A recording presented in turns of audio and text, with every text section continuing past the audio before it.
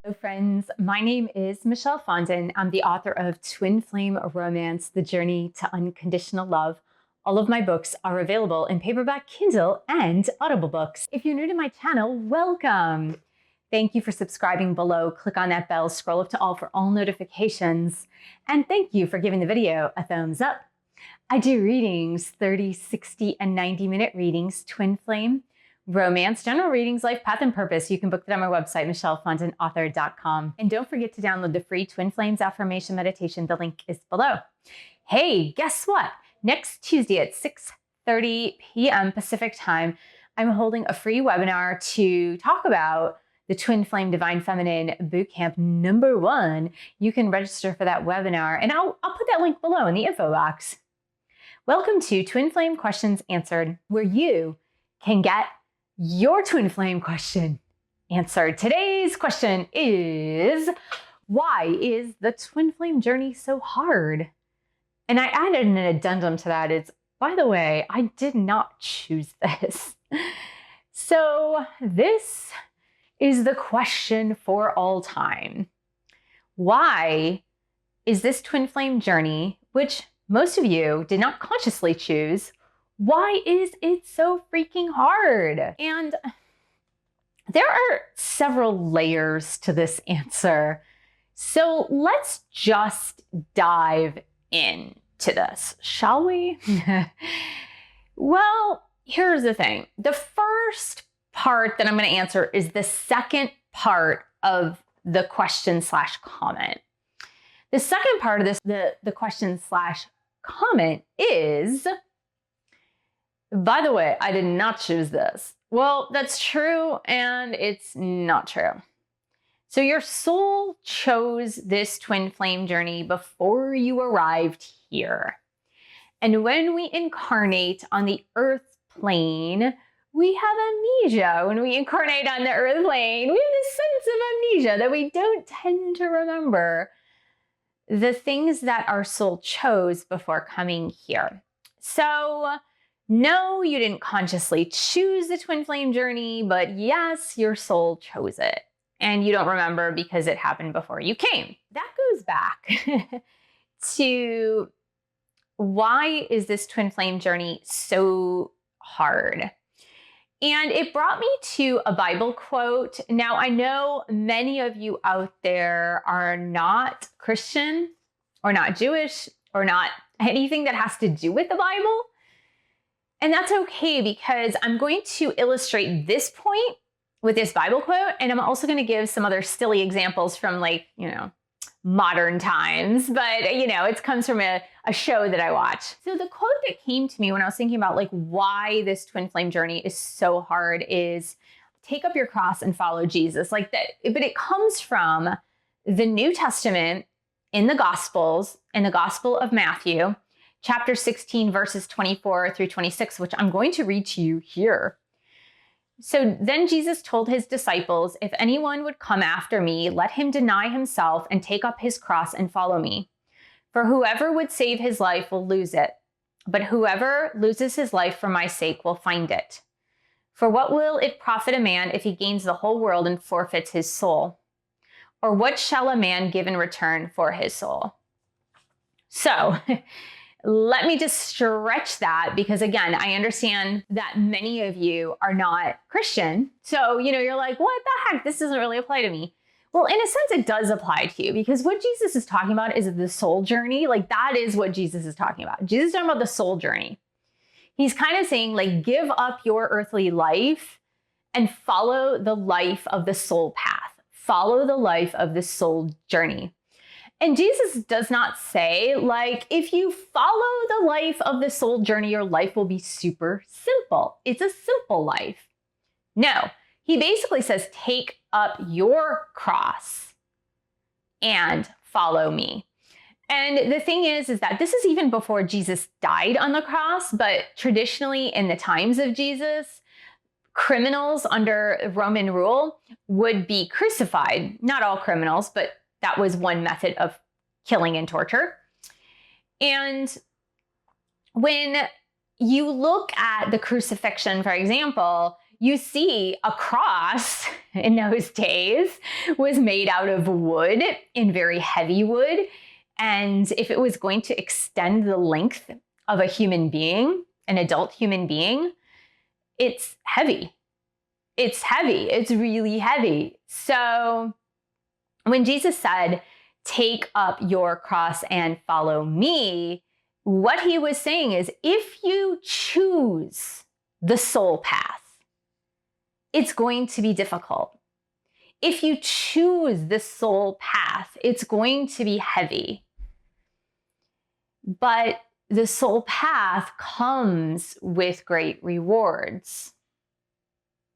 Now, all of those rewards, when you choose your soul path, may not be apparent to you at this specific time. It just may seem burdensome. It may seem heavy. It may seem like it's no fun. But it is the more righteous path. It is the better path. There's a quote of a story that I heard from Deepak Chopra, and I'm not going to give it here because I am going to misquote it. I think it's like a traditional East Indian like philosophy story, if you will. But there was a man in a village with his teacher who was a guru, right? Like a sage, a guru.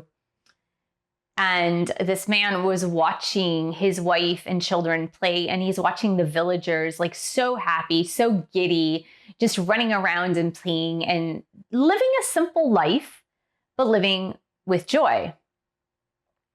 And the man said to the guru in search of happiness, I don't have to learn anything. Look at these people, they're happy. And the teacher responded to him, yes, but that is not the happiness that I would seek. And he was kind of saying the exact same thing. There's a phrase that says ignorance is bliss. And in a way that's true, and in a way it's false. Does that make sense? So yes, ignorance is bliss. You can live this simple life and not seek the soul's path. And it can seem or appear at times to be blissful. However, ignorance or not knowing the soul's path is not pure bliss, because pure bliss is living on the soul's path. So I know this is like so out there and esoteric, but when we choose, and like I said, I know you think you didn't choose this path, but you did choose this path. When we choose the soul's path, we are refusing to acknowledge ignorance in search for the truth. And when we refuse to look at ignorance and say, I just prefer to remain ignorant and go on a quest for search of truth, we know at that moment that it's the much, much, much harder path. In a way, it is more blissful to stay ignorant, but it's more authentic to seek truth. So I promised you an analogy that had nothing to do with Christianity. I have been watching and rewatching. No, this is actually a rewatch of the ABC Disney series Once Upon a Time on Disney Plus. And I don't get, I don't get sponsorship by Disney Plus. I'm just saying that that's where I watch it. And Emma, one of the main characters in this series, is called the Savior. So she was born out of true love of Prince Charming and Snow White. So she's the product of true love. And therefore, she is considered to be the savior because there's a big curse, yada, yada, yada. I'm not going to go into the story. But once Emma, as an adult, realizes that she is the savior and that she has broken the curse, but then she realizes there are way more obstacles in the way of her happiness and other obstacles in the way of her family's happiness, she has to continually rescue the people she cares about, and she has to continually do the right thing. And at many points in the series, Emma, as the savior, wants to give up because she says, I just want to relax. I just want to be peaceful. I just want to live this simple life. Why do I have this heavy burden of having to save everyone all the time? And this is very much like the twin flame journey, where we awaken to this spiritual path. We're called to the spiritual through our twin flame in this case, because I'm talking to the twin flame community. But oftentimes, many people are awakened to the soul path without having a twin flame. It just so happens that those of us on a twin flame journey happen to be awakened to the soul path, or maybe have an even greater awakening to the soul path because of a twin flame. We're called to pick up our cross. We're called to a burdensome life. We're called to be a savior of some sorts, like Emma in Once Upon a Time. We're called to ignore ignorance in search for something real, something truthful, something authentic. And that comes with great burden on this earth plane. To that end, I would urge you to refrain from complaining when you find this journey to be too difficult. Because you can complain about it, you can get angry and upset and frustrated and impatient and cry and carry on and scream and throw temper tantrums and try to manipulate, force, and control your twin flame. Or you can choose to accept the challenge and accept what your soul has chosen and say, yeah, this is hard. I recognize it. I recognize that this is hard. I recognize that at times it may seem even impossible. But my soul chose this, so what next? And what next is actually a better question than why did this happen? What next is saying to God, Source, the universe, I'm ready for the next challenge. Bring it on. Give it to me. Bring me to my next challenge. I'm ready for that on my soul's journey. And when you approach it that way, when you approach the fact that the twin flame journey is so hard, so difficult that way,